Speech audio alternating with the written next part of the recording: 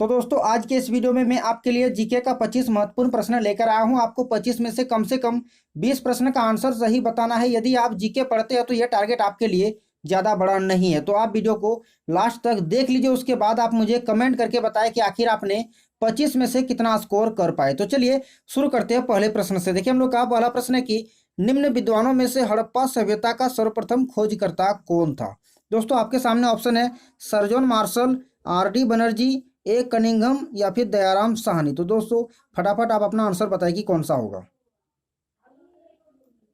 Option D यानी कि दयाराम साहनी। दोस्तों ऑप्शन डी हो जाएगा इस प्रश्न के लिए राइट आंसर। निम्न विद्वानों में से हड़प्पा सभ्यता का सर्वप्रथम खोजकर्ता कौन था, तो दयाराम साहनी। दोस्तों चलिए बढ़ते हैं अगले प्रश्न की ओर।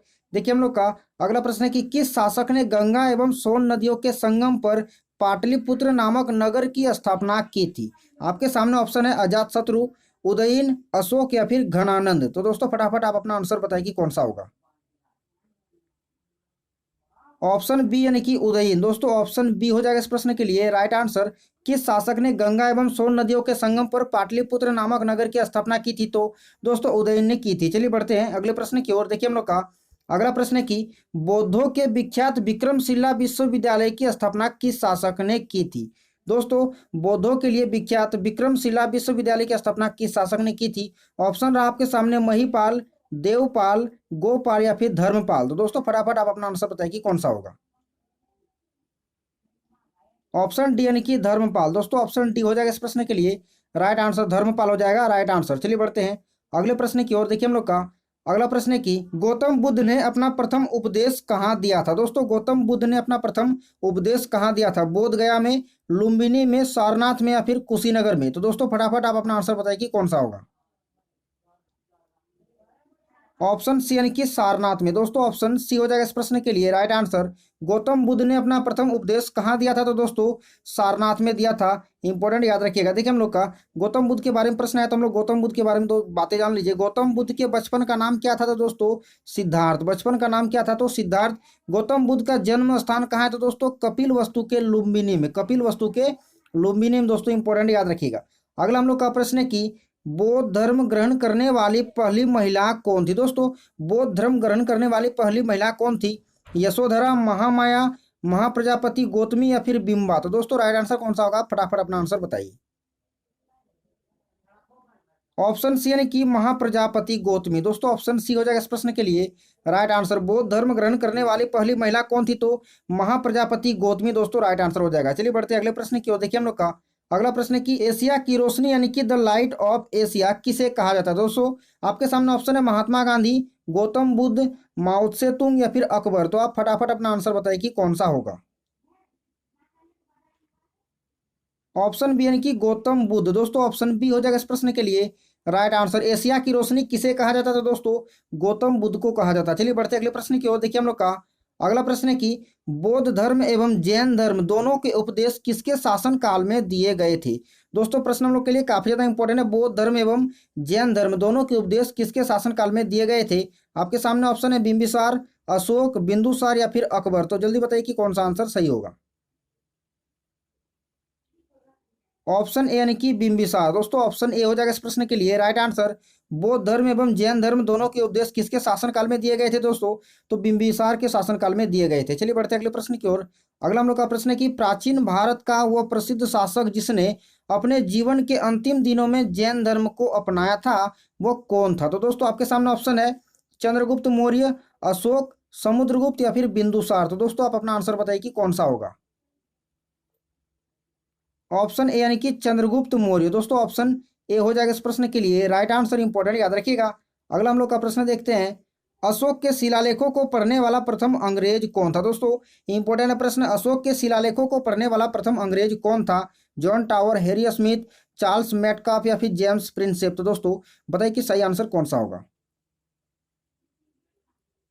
ऑप्शन डी यानी कि जेम्स प्रिंसेप। दोस्तों ऑप्शन डी हो जाएगा इस प्रश्न के लिए राइट आंसर जेम्स प्रिंसेप। तो चलिए बढ़ते हैं अगले प्रश्न की ओर।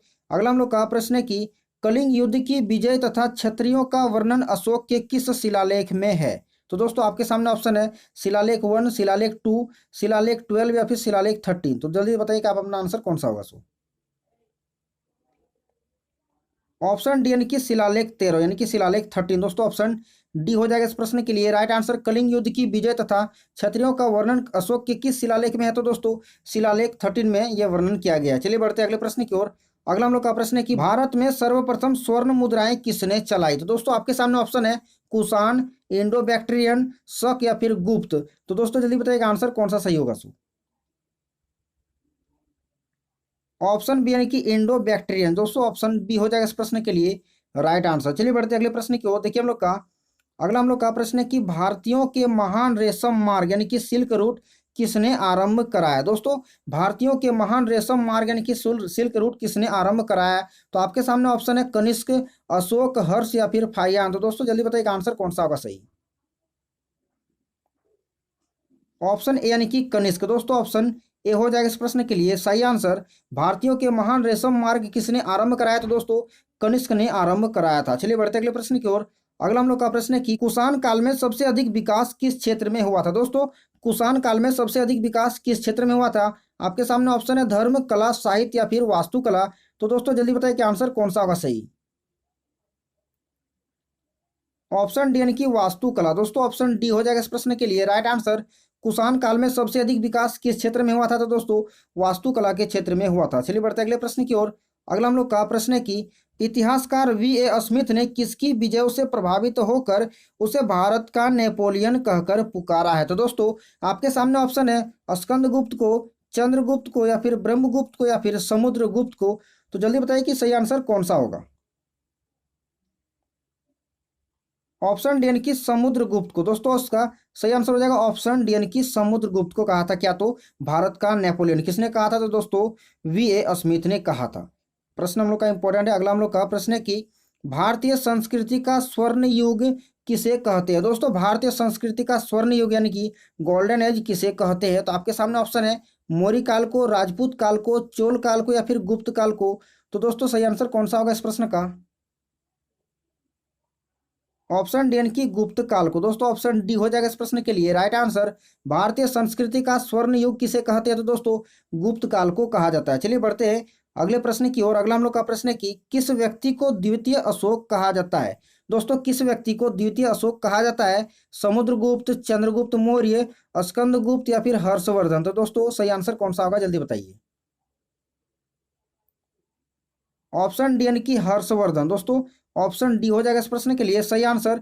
किस व्यक्ति को द्वितीय अशोक कहा जाता है? तो दोस्तों हर्षवर्धन को कहा जाता है द्वितीय अशोक। चलिए बढ़ते अगले प्रश्न की ओर। अगला हम लोग का प्रश्न है कि किस पुस्तक का 15 भारतीय और 40 विदेशी भाषाओं में अनुवाद किया जा चुका है? दोस्तों किस पुस्तक का 15 भारतीय और 40 विदेशी भाषाओं में अनुवाद किया जा चुका है? ऑप्शन है हितोपदेश, अभिज्ञान शाकुंतलम, पंचतंत्र, कथा सरित सागर। तो दोस्तों सही आंसर कौन सा होगा जल्दी बताइए। ऑप्शन सी यानी कि पंचतंत्र। दोस्तों ऑप्शन सी हो जाएगा इस प्रश्न के लिए राइट आंसर।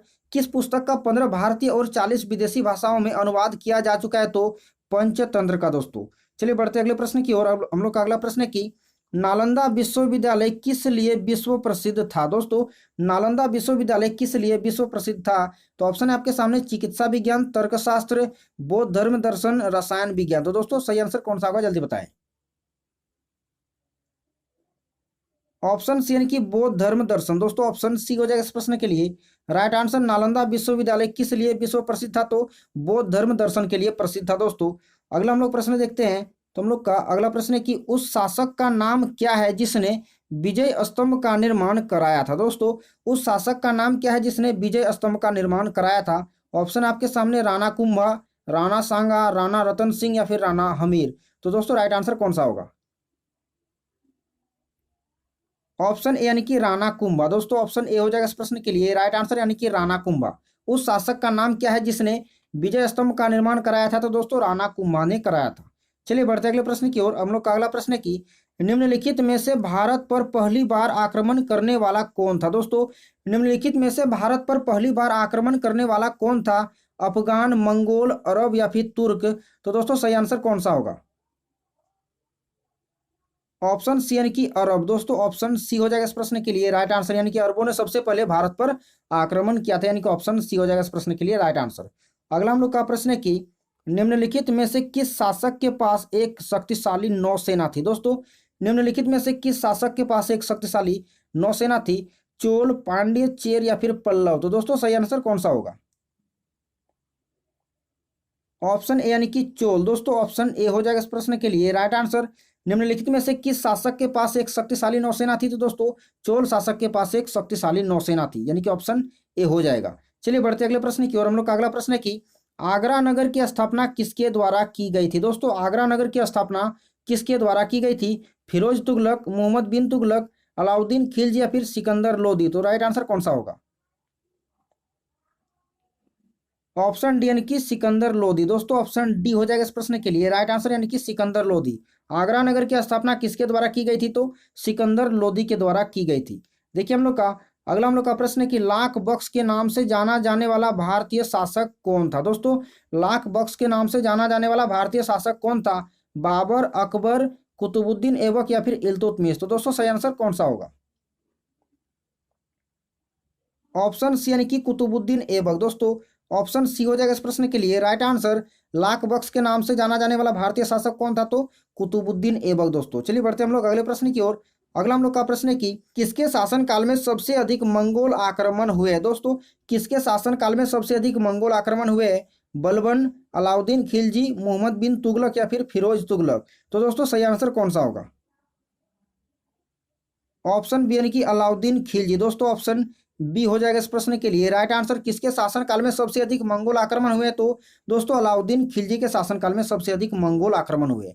तो चलिए देखते हैं हम लोग लास्ट का प्रश्न है, जो कि हम लोग का लास्ट का प्रश्न है कि महमूद गजनवी ने भारत पर कितनी बार आक्रमण किया? दोस्तों महमूद गजनवी ने भारत पर कितनी बार आक्रमण किया? 12 बार, 15 बार, 17 बार या फिर 18 बार। तो दोस्तों राइट आंसर कौन सा होगा?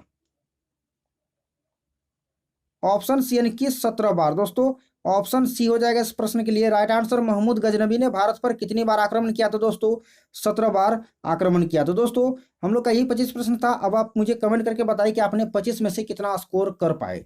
तो दोस्तों यदि आप मेरे चैनल पर नए हैं तो आप चैनल को सब्सक्राइब कर लीजिएगा और नोटिफिकेशन बेल को ऑल पर प्रेस कर लीजिएगा, क्योंकि इसी तरह का वीडियो आपको इस चैनल पर मिलता रहेगा। तो चलिए दोस्तों मिलते हैं हम लोग किसी और वीडियो पर, तब तक के लिए आप सभी का धन्यवाद।